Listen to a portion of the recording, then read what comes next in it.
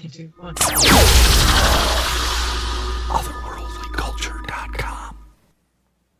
They're here. Alive! It's alive! It's alive! Otherworldlyculture.com presents Dead On Movie Reviews.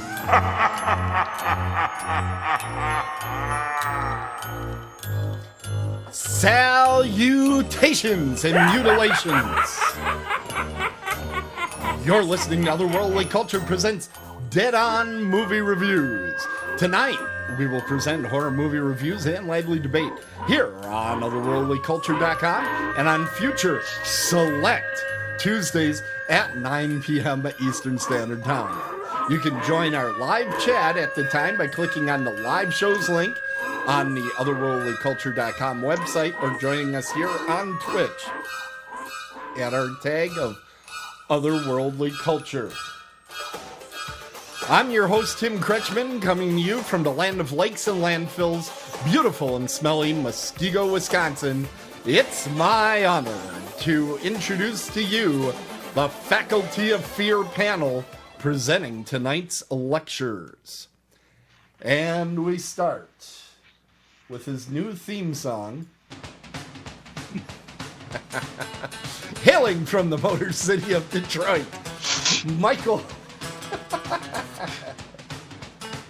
Cieslik is a lifetime reader and writer of horror, mystery, and speculative fiction. He has served as an officer in the Great Lakes Association of Horror Writers and is the editor of the Eerie Tales anthologies. Michael is the editor-in-chief of Dragon's Roost Press, and his works have appeared in a number of collections, including DOA Extreme Horror, Dead Science, Vicious Verses and Reanimated Rhymes, and the collaborative steampunk novel Army of Brass. Check him out at thedragonsroost.net. He's Michael Cieslik. Hi, Michael. Hello, hello. And next, with her new theme song, Peggy Christie is an author from Michigan that has written books like Hell Hath No Fury, Dark Doorways, and contributed to the short story collections Eerie Tales, Myths, and Mayhem.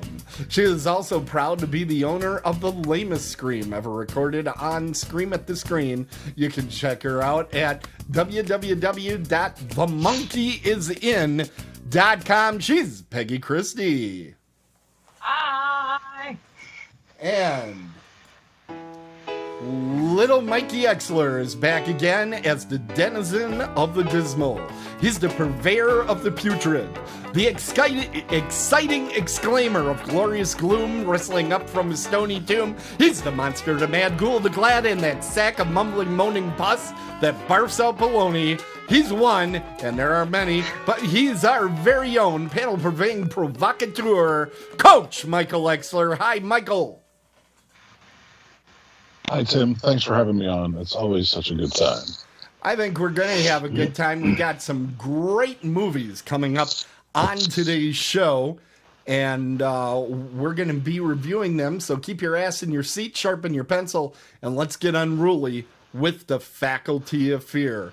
And we're going to throw things over first to... okay, that was supposed to be Mike. I'm sitting here looking, and I'm like, that is not Mike. I figured that out for myself.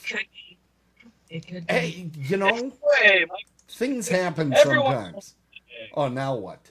Okay. Still not. We're fixing it. It's being fixed as we speak. Just too pretty for Skype. Oh, God. Oh, I see what happened. That wasn't supposed to happen. There, now let's try this. There we go. There we go. Get those podcast awards all warmed up. Michael, save me from this. What have you been watching?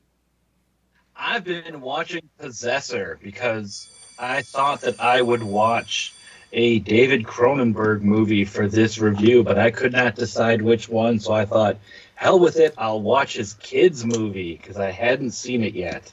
And I am glad that I did. I, immediately after watching this, went on to Facebook and asked if anyone knew of a word that meant both beautiful and repellent at the same time. Because I figured like the Germans would have a word for it, right? I didn't get anything hold like on that. here. My As next the resident German, hold on. We do have Schadenfreude. We have that one. I figured they would have something, you know? I think My we next door do neighbor call did it give me Exler.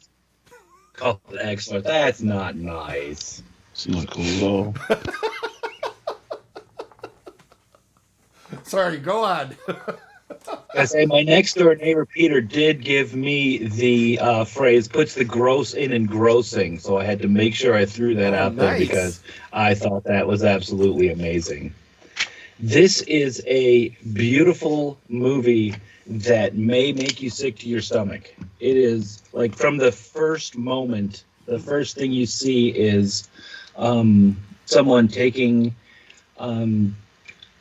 device looks about to be the width of the old school headphone cord, not the ones that we're using now, but the ones that plug into your 8-track system, and jamming it into her skull, and just blood starts pouring out, and you're thinking, yep, this is going to be a Cronenberg-esque movie.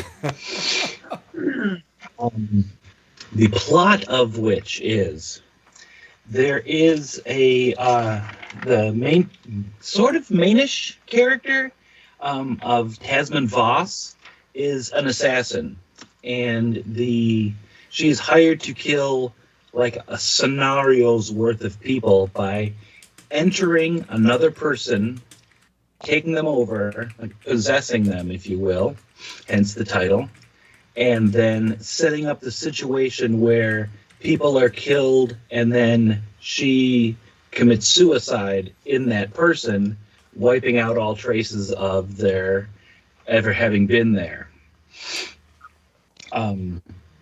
The first one that we see her do, I'm not going to go into any spoilers or anything like that, but you're like, oh, we see how this works. And then there is a fascinating bit where she's kind of being talked back, almost deprogrammed to they're making sure that she's all the way back, that there's no residual lingering memories from the other person. Tasman Voss is played by Andrea Riseborough, who did a great job, and her handler is Jennifer Jason Leigh, who I didn't even recognize at first. What? You kind of get the idea that she's being groomed to take over as this handler position, but she's obviously having issues because she's not remembering things. She's split up with her husband and estranged from her child. She wants to get back with her. The handler doesn't think it's a good idea.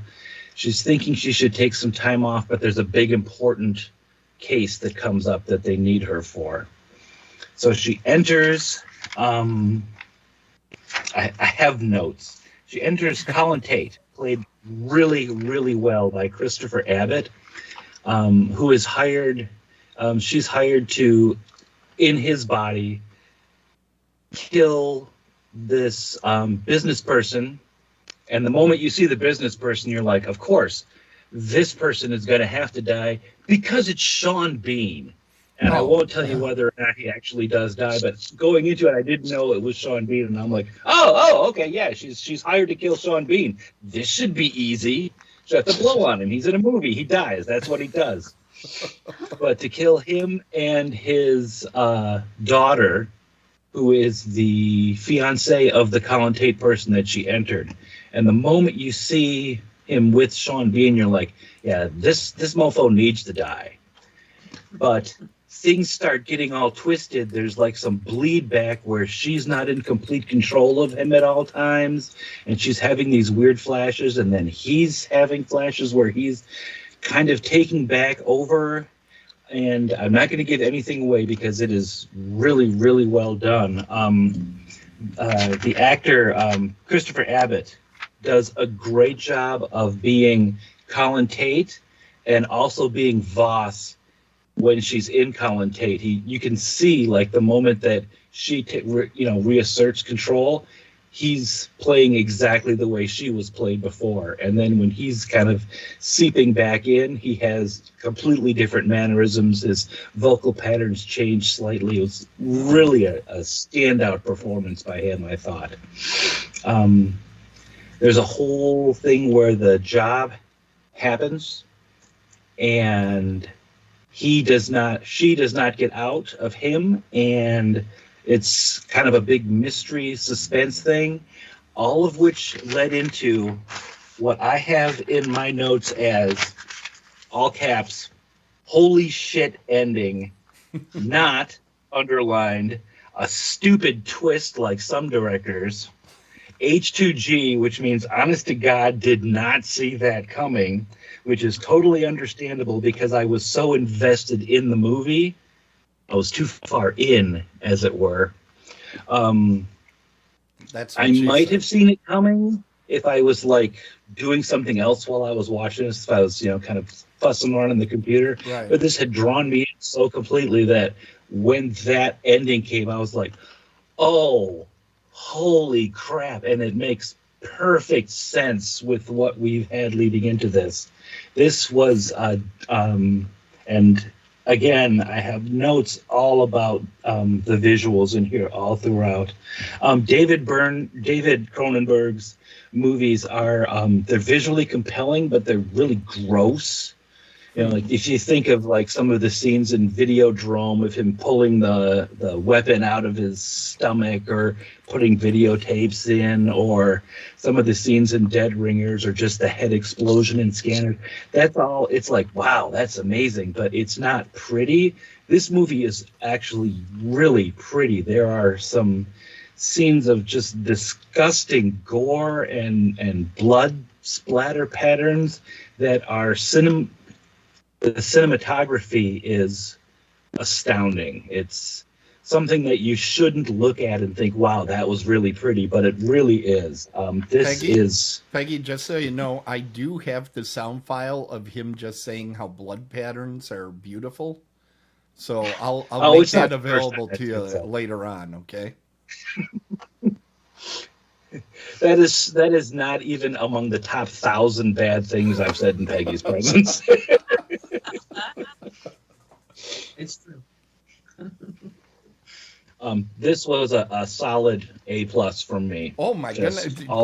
You got to give me a second here. Now, come on. Got it, Jimmy. What the hell? There are buttons to push. Yes. Levers. There's a lot of buttons. An A+. I thought you might be going there. That was a rave review. If I'd said, it was a definite C-, you probably would have flipped. That has happened on this show, and it makes me angry every time it happens. Has anybody else on the panel seen this movie? Jeez. No. I have not. I've been hearing both great and bad reviews of this thing, so it must be splitting people, but I'm guessing you're on the positive side there, Mike. I kind of pieced that together like an investigator. I put that together. All right, fantastic. Again, like to thank everybody that came into the chat room. It's getting a little busier in there. Nice to see that. And we are now going to go to... by the way, there's no way on earth that Jeff has seen this movie, so he's just lying in there. Peggy, and it's your face and your name. That's impressive. So we got that going. Peggy, what have you been watching? I've actually been watching a Korean horror TV series called Squid Game. It's actually up on Netflix, isn't it? Yep. Netflix Korea has actually been putting out a lot of original Korean drama content, so good for me. That's kind of my jam. Yeah, you love that stuff. So I'll try not to give away any spoilers because this is still available to stream. But the basic premise of it is there is this secret society that finds people that are so desperately in financial dire straits that they will do anything to get money. It could be because they've gambled away all their money, they've committed fraud and lost billions and billions of won. They could have taken out loans from what do they call this? Loan sharks, and they can't pay them back. And if they don't, then their families get threatened and blah, blah, blah. So they are approached by a stranger at some random spot, and they say, hey, you know, if you want to earn some money, you just got to come meet me at this certain time and we'll pay you to play games. And they're thinking, okay, that's pretty simple. So they are picked up by this van. They get gassed and blindfolded and everything, so they don't know where they're going. They wake up, and you see in these images, they're all in the green tracksuits. Yeah. It's like all these people are just in this big warehouse, basically, like a barrack. And they're like, okay, here are the rules. There are 6 games you have to get through. And if you succeed in getting through all 6, you win money. Now, every person that's in it is worth, I think, in the pot, like about $1 million. We'll talk US dollars. Okay. So every time someone is eliminated from a game, that $1 million goes into the pot for the rest of the people who are continuing to play. So it makes sense that more people want to win and maybe even try and start to trip up others into losing. You kind of think of this as like the Running Man meets Battle Royale. Is kind of what it. I was about to say this is getting into the territory of one of my favorite genres that is based on a single short story, which would be The Most Dangerous Game. This is kind of rolling into that territory. It's almost kind of like a little bit more hands-off, like sophisticated version of that. Okay. It's, you know, this, you know, VIP, the secret society. It's like, you know, they're kind of, well, we'll take advantage of these guys for our entertainment, and this, you know, we get to have some fun, and then blah, blah, blah, blah, blah. So, and it's almost obvious kind of right off the bat that, you know, you get into the game, they're like, okay, if you win, you go on. If you're eliminated, you're out. And by eliminated, well, you enjoyed this enough to review it, so I know people got killed in horrible, disfiguring ways.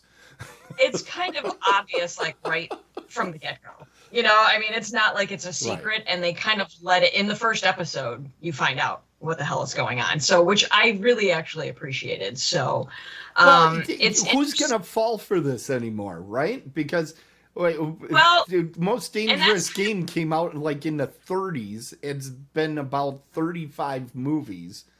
You know that if there's big money on the line, they got to be putting something up. It's going to be their life. They got nothing else to put up.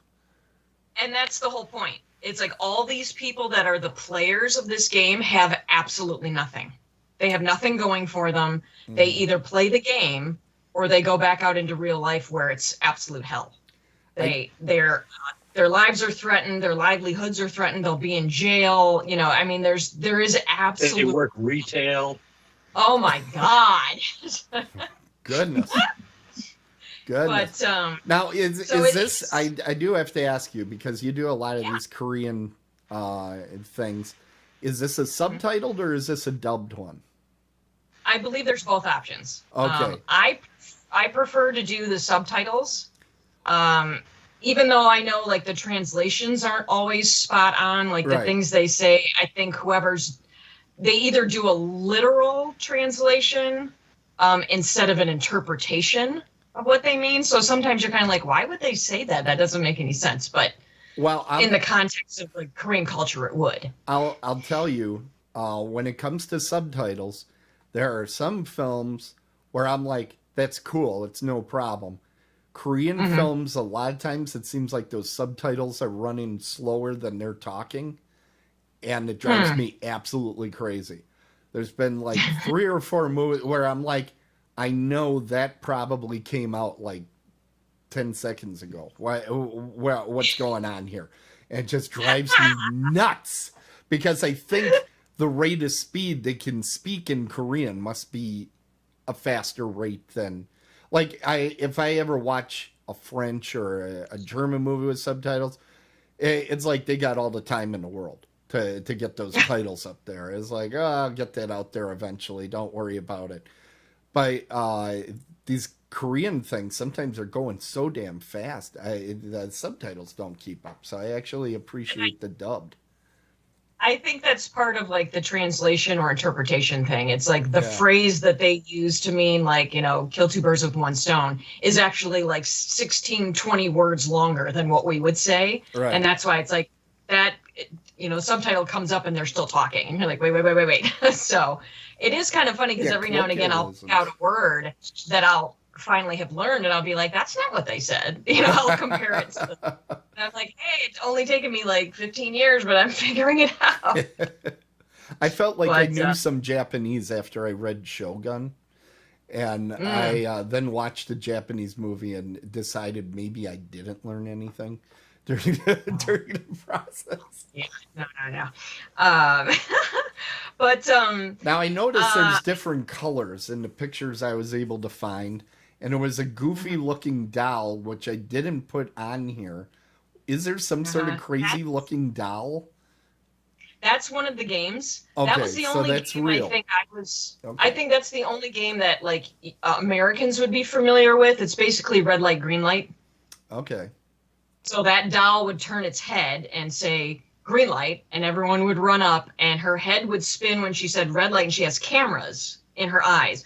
And if you didn't stop, like even if you just jiggled a little bit, her eye would catch the movement and you'd be eliminated.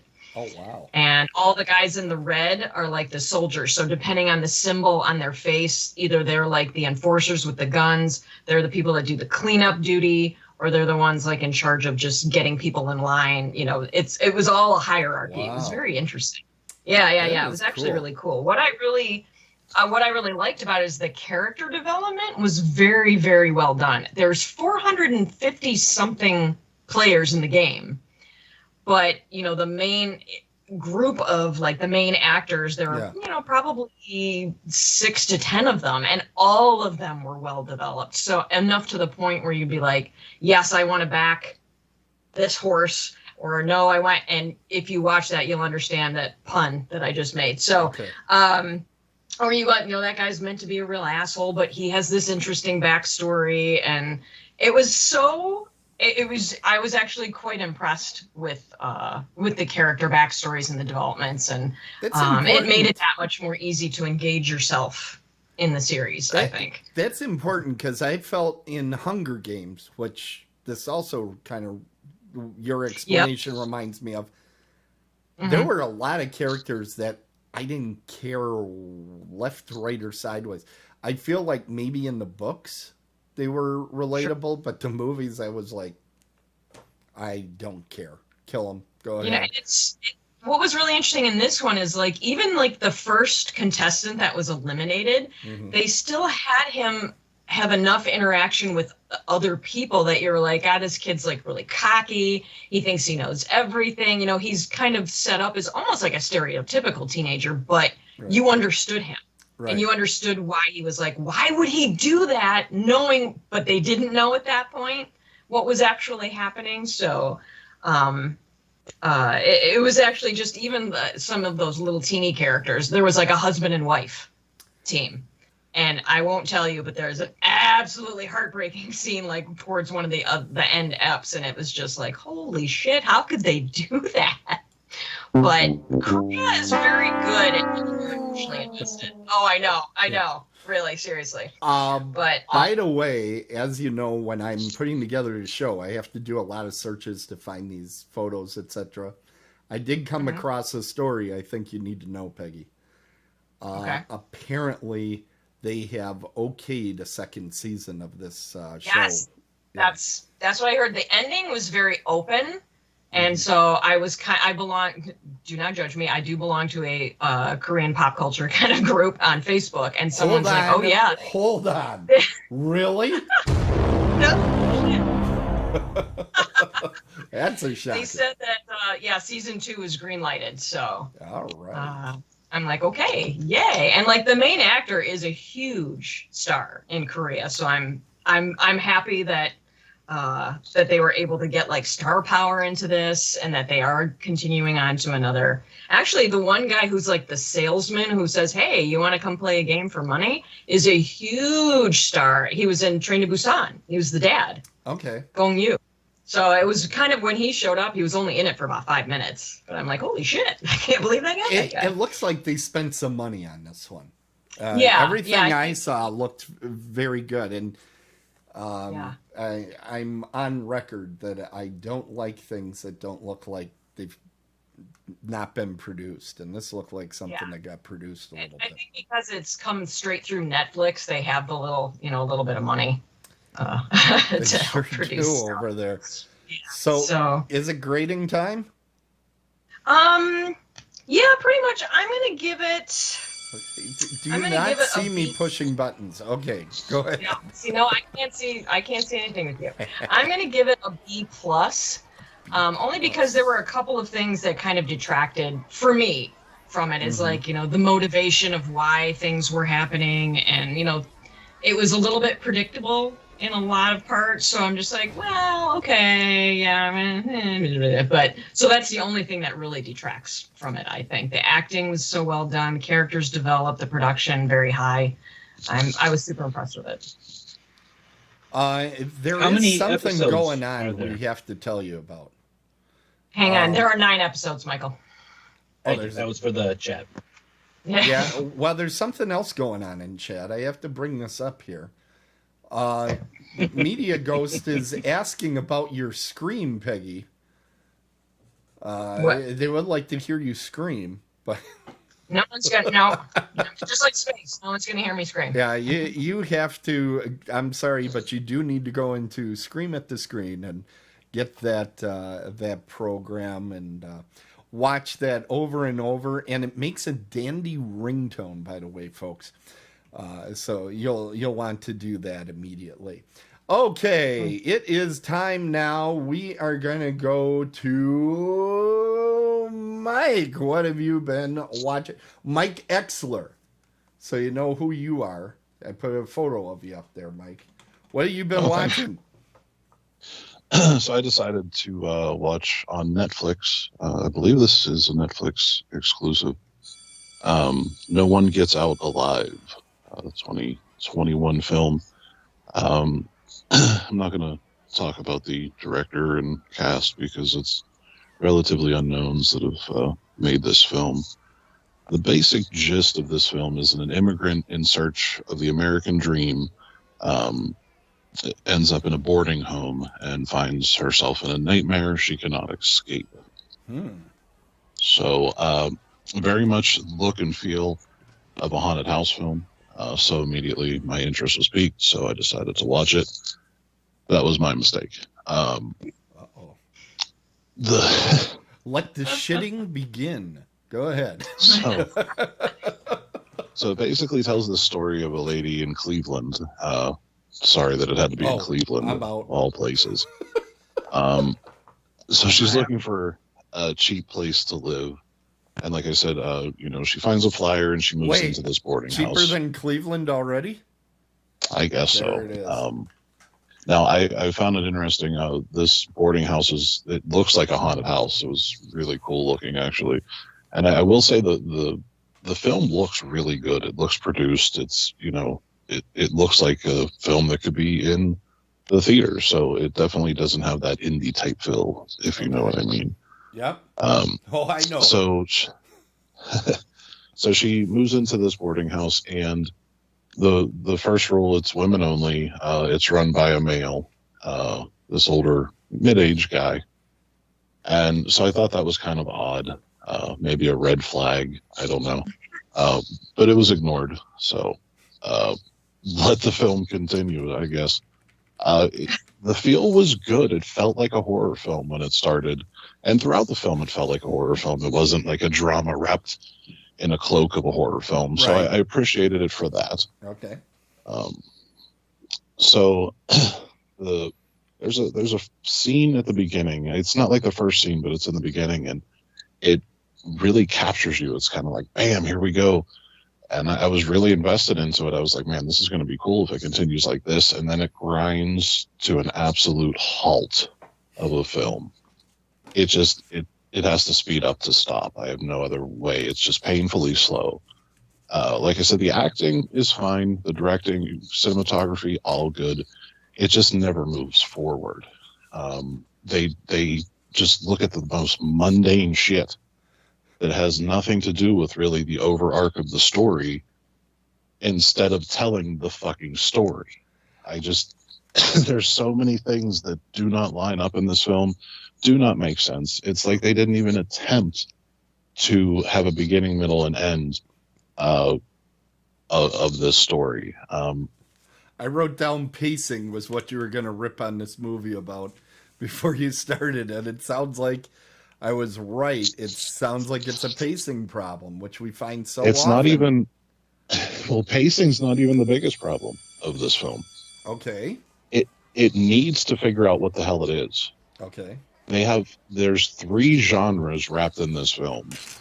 And I don't know if I can say the 3 genres because I don't want to spoil this masterpiece for anybody.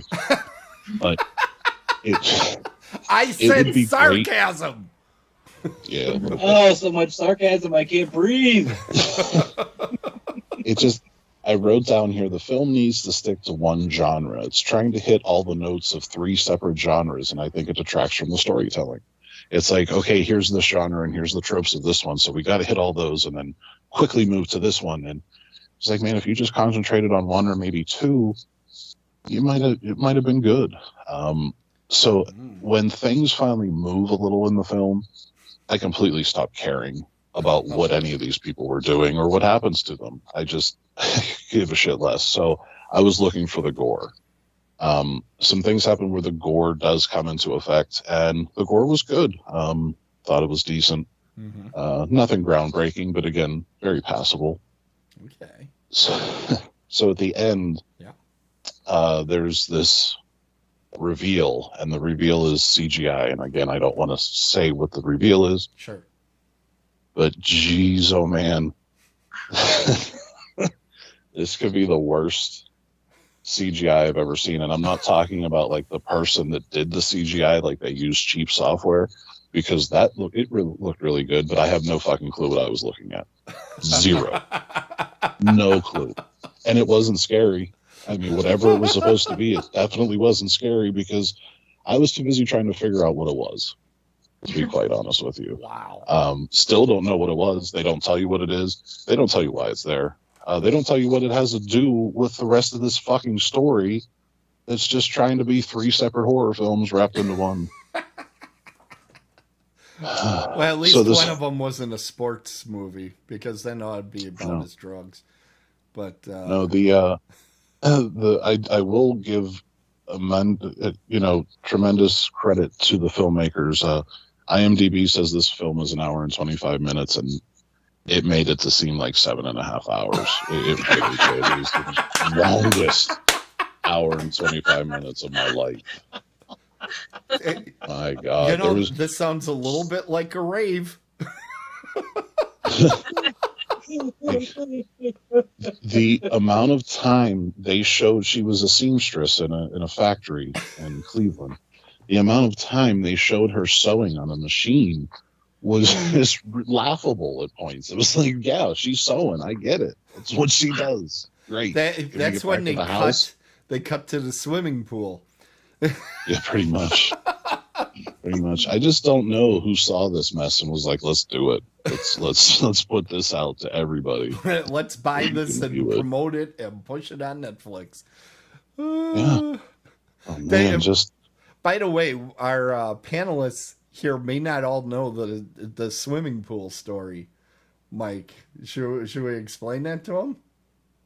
Have we told you guys that one? This is like a running gag on our show. I think it was Paranormal Activity 2, right? 2.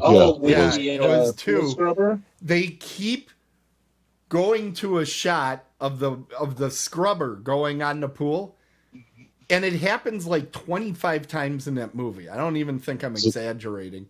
And it never pays off. Like 20 minutes of the film, just the pool clean. Yeah, it never pays off. It just, they keep going to it. We're like, okay, it's a misdirect, but it's stupid. Right? It makes no sense. I think, was it Paranormal Activity 2 where we came up with Waldo vision? You know, it's like, Yeah. where's Waldo? Where is the thing? Malignant does this a good amount with Waldo vision, where you're just not sure where you're supposed to be looking. All right, Mike, are we at grade at this point? Yeah, I'm ready. All right, here we go. I'm going to predict this right here. Okay. So, I don't know. I'm looking at my notes. I don't know what you wrote, but I'm giving it a D minus. I was close, just so you know. Yeah. I was really Just super because close. it felt like a real film. It had the production values.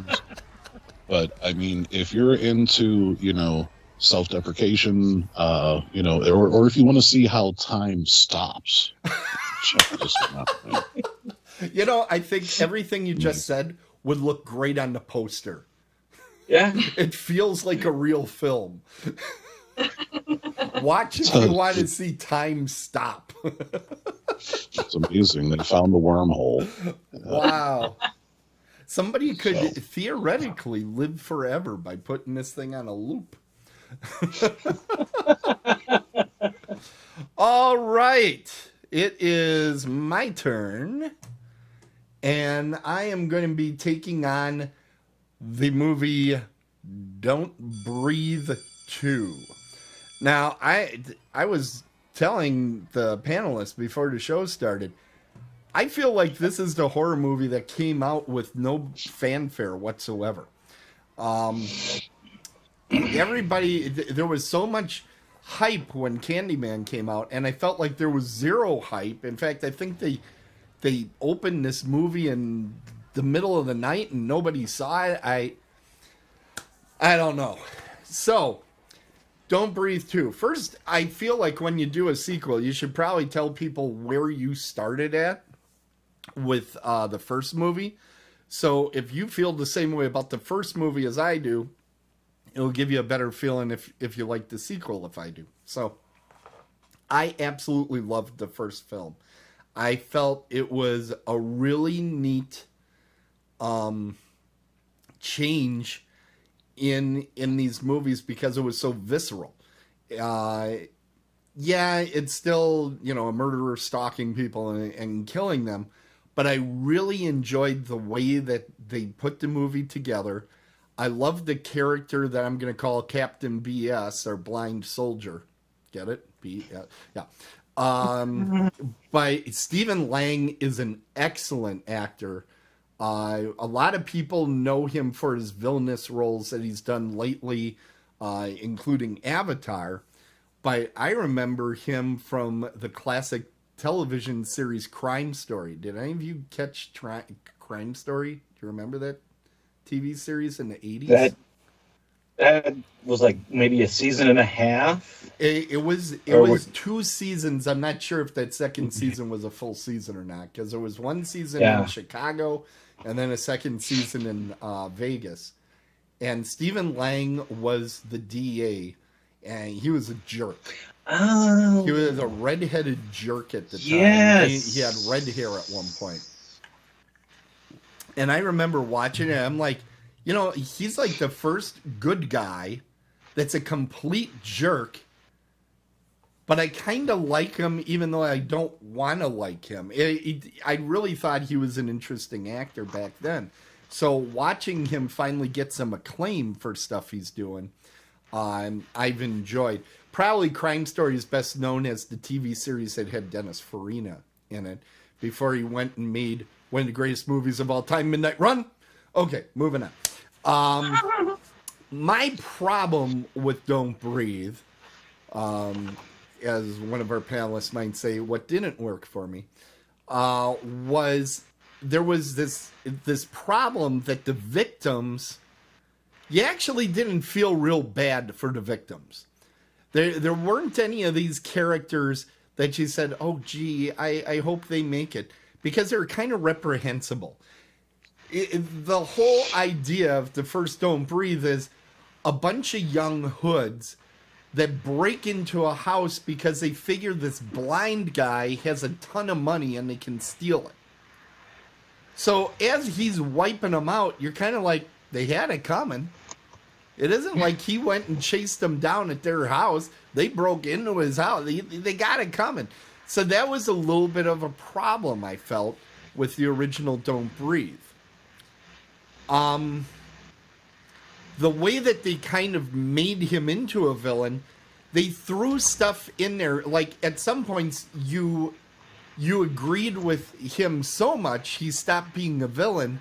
So they would put allusions to some really sick stuff that he was into in some areas, right?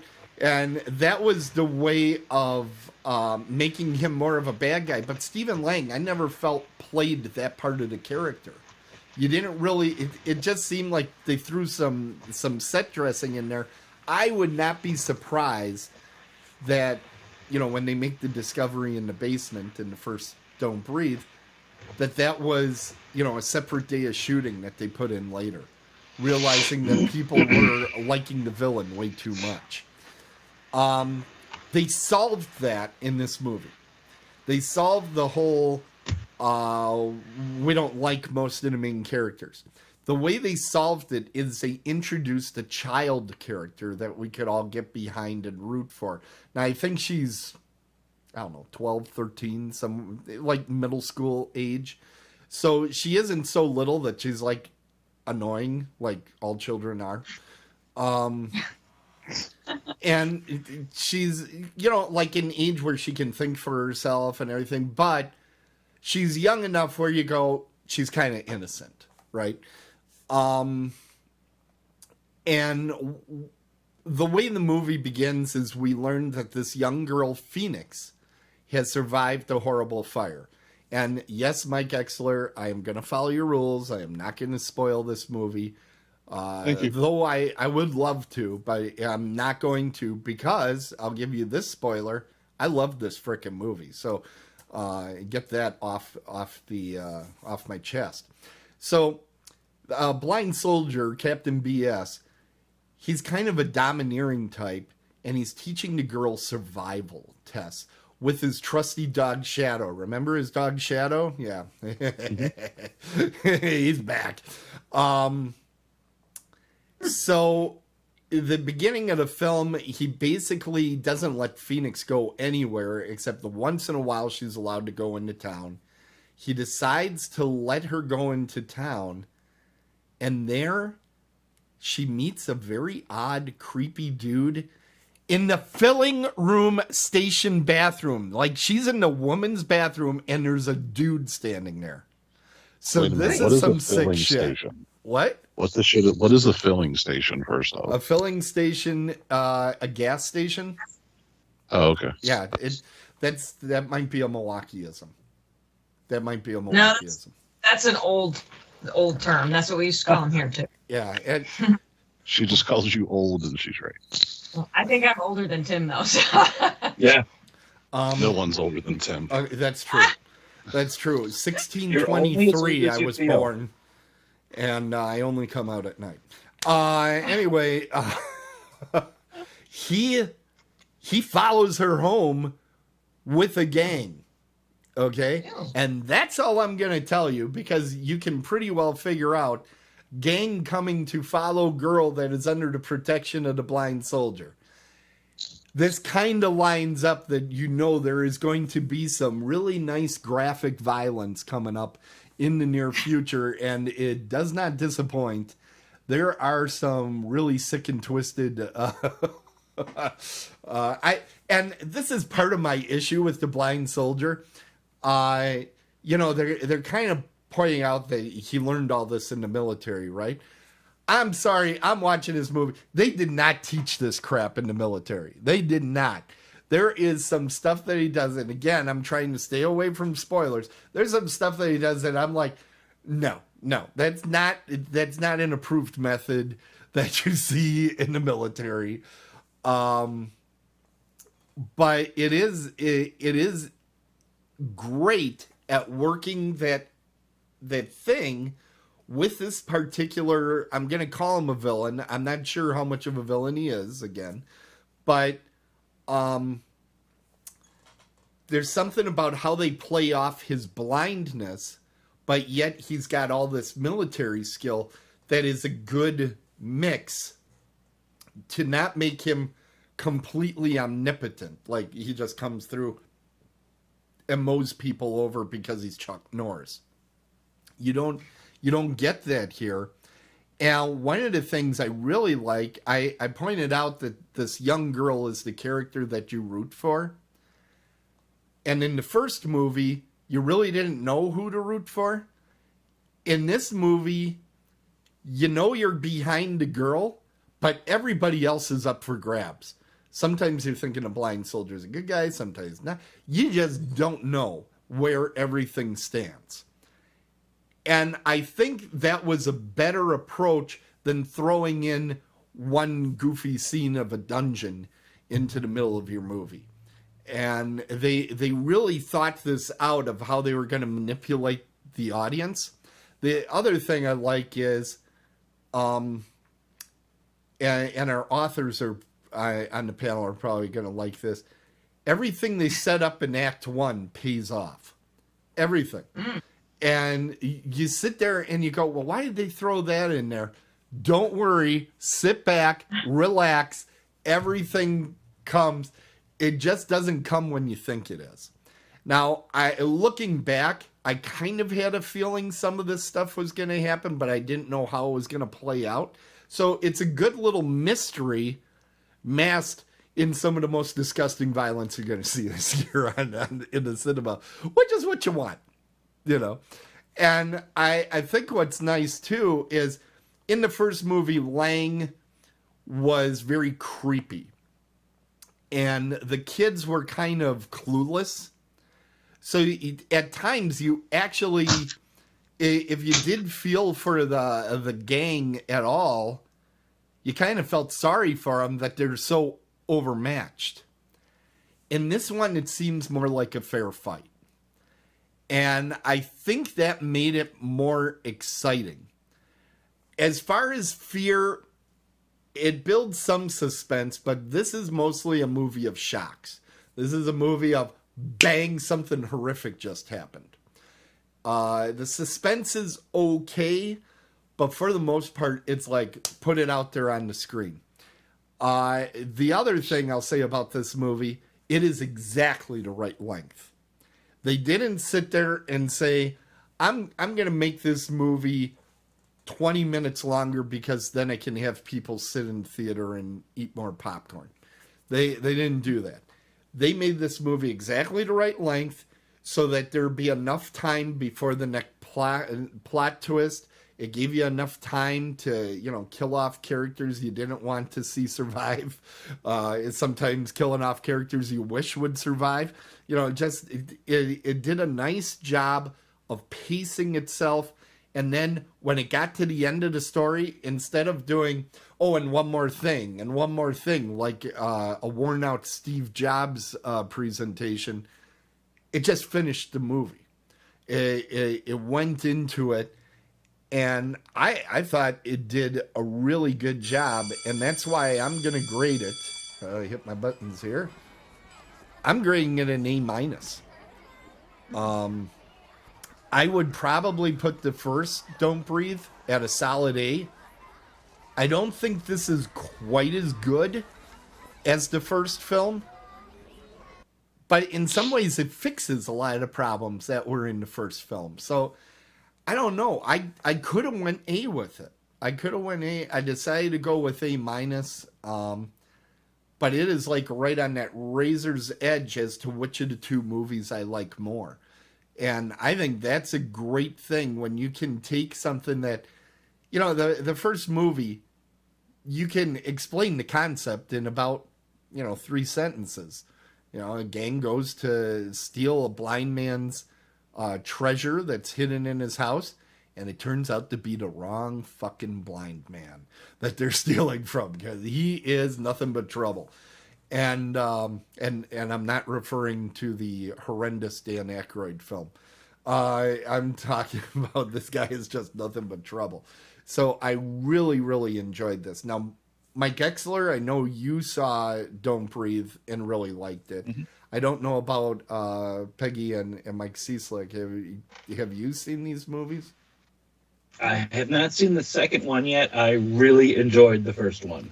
I As I mentioned in the chat, anytime you shoot anything that's at least partially shot in Detroit and set in Detroit, I'm probably going to go see it. So, but even though most of the rest of it was shot in Hungary, but yeah, I thought it was really well done. All right, fantastic. Well, glad to hear that. I do want to say that in the chat room, we're actually getting some suggestions of movies to take on in the future, like Drag Me to Hell, Abe Lincoln, Vampire Killer, Young Frankenstein, and Tourista. We can't say that we're going to grab quite all the those. double feature there at the end. I I'm sitting there, and I think Abe Lincoln, Vampire Killer, and Young Frankenstein. Actually, I'm sitting there and I'm going, that wouldn't be a bad 1-2 punch. But Tourista and Young Frankenstein, that, Not so much. that's a bit on opposite ends of the spectrum. I don't think that's Cinematic whiplash right there. Oh my God, I don't know. They came out of the same person. Drag Me to Especially Hell. in that order. Yeah, Drag Me to Hell. I would think Teresa and then Young Frankenstein is like a palate cleanser before you go to bed, not the other way around. Since we are in Halloween and we only got one or two, We're always in Halloween. we only got a couple dead-ons before Halloween comes along. We're in October. Do you have a go-to movie that you watch every Halloween? And actually, I'm going to start by saying Media Ghost there. Young Frankenstein is my go-to. I will watch Young Frankenstein, and I will watch Abbott and Costello Meet Frankenstein every year. I watch them absolutely every year. I know they're not a deep horror cut, but those are the two that I watch every Halloween. I think Trick or Treat is starting to become a third that I'm watching all the time. What about you guys? Let's start with Mike Cieslik. Trick or Treat has actually moved up to the actually gets watched on Halloween, like point of pride spot. And again, being from Detroit, I always watch The Crow on Devil's Night. There you go. That is a good choice for Devil's Night. I think it's got the right feel. It's kind of creepy too. Watching a movie and if you call it Angel's Night, I'm gonna punch you right in the nuts. I swear to God. I'm gonna be careful what I say around you. All right, Peggy, do you have a movie that you watch every Halloween? Yeah, Trick or Treat has become my Halloween. And for anyone who doesn't know, this is the anthology film from 2006, 2007? Yeah, something like that. Not the Gene Simmons movie from, the 80s or something? Yeah, that one. That's yeah. not the Jesus movie. God, no. But yeah, I watch that one every Halloween. And I think I've started watching Nightmare Before Christmas on Devil's Night. Oh, really? Okay. I usually hit that one in that period between Halloween and Thanksgiving. I like to hit that. And then on Thanksgiving, of course, I watch Planes, Trains, and Automobiles. That has to happen. I think that's John Hughes' best film. Mike, what do you... Oh, see? No. Okay. Mike, what do you watch every Halloween? I'm kind of boring. I watch the original Halloween, John Carpenter's, and I also enjoy House on Haunted Hill, the remake, and Trick or Treat as well, are three go-tos for me. Those are solid picks, all three. And the reason that I ask, and you knew there'd be a reason, is because on our nice, you just have that happen to be right there, ready to go with that, huh? One of the reasons we are bringing that up, though, is because right now on our website, oh, come on, it's supposed to be able to scroll. And it's not. That's okay. There it goes. We have this right here, the Otherworldly Culture's horror movie list. So if you'd like a list of great horror movies, we have, I think, almost a dozen lists of 5. Some from our panelists, some that I put together. All there. And the big plus is they're all linked. They're all linked to Amazon Prime or another streaming service. So you don't even have to look, hey, where is this thing at? You can click on it. The plus with Amazon Prime that a lot of people don't know about is they have all sorts of other things like Shudder, like that they link to, so you can quickly find a lot of stuff right through Prime, which saves me a ton of time, folks. All right, so that's at otherworldlyculture.com, but hey, there's a lot of other stuff going on out there. Mike, tell us a little bit about the dragonsroost.net. Unmute, Michael. Yeah, he's muted. That works a lot better. Thank you. There you go. And this, since I was discussing the technical difficulties I'm having with the site, it's kind of just a little illustration of how technologically inept I am. We do have a sister site that is up, though, the dragonsroost.biz, for all of your ebook shopping needs, and you can get 2 of Peggy's books on that site. All right, and that leads us to me clicking half a dozen things, and there we go. Segue, kid. Peggy, what's going on at your website? I know it's so funny. I actually working with Michael now on getting some edits done on a book that will hopefully be out when it gets out, but that'll be fun. But I have links to everything that I have ready to go that you can get online or through Dragon's Roost Press or SourcePoint or whatever. It's all on my website, and that's about it. So check it out, and of course we'll have those links in our show notes as well. Coming up in 45 days, yes, I did the math. In 45 days, we are going to have Horror Realm convention in the beautiful city of Pittsburgh. I think everybody on this is still coming. Yes, all the guests that you see there, quite a few from the Halloween series. You have a multiple-time Jason in there. We have the star of Sleepaway Camp. You have Tiffany Shepis. There's a lot of people to see at Horror Realm convention, and this is where you can see Peggy selling her books. So you can drop by and say hi to her as well. That's Horror Realm coming November 19th through the 21st. Want to remind everybody as well, along with everything else that's going on, we do have Dead on the Bases coming on Thursday here to otherworldlyculture.com. This week, the movies are Killer Clowns from Outer Space and Digstown, which is a sports movie I have never seen before, and I finally got to see. You both have the same Funko Pop. Oh my God! It's the same Funko Pop. Or did you hand it We're to connected. her? Did you hand it to her? Is that what happened? Well, that some kind of link was formed when her face was on with my name, and yeah. Yes, that would make perfect sense. Oh, and you're ready for Clive Barker's birthday. Is that the little gift I was you're just going to going open? to say happy birthday to Clive. All right. And it's All right. That brings us to the end of the show. I want to thank everybody for tuning in today. A lot of great things for you to check out on the websites that we'll, again, have in the show notes and are in the chat room right now. Remember, again, on Thursday, Dead on the Bases, here on Otherworldly Culture. And all of us at Otherworldly Culture wish you a fun and safe Halloween. Please keep your kills down to about 3. We don't want to get into double digits like we did last year. I'm talking to you.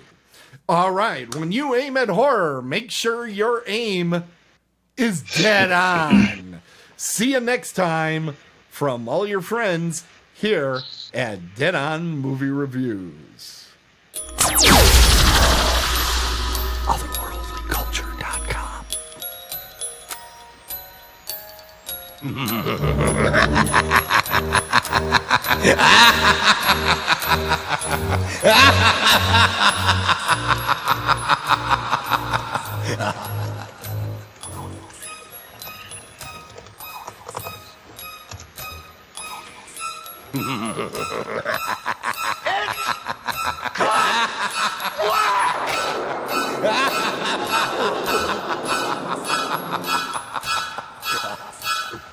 Scooby-Dooby-Doo.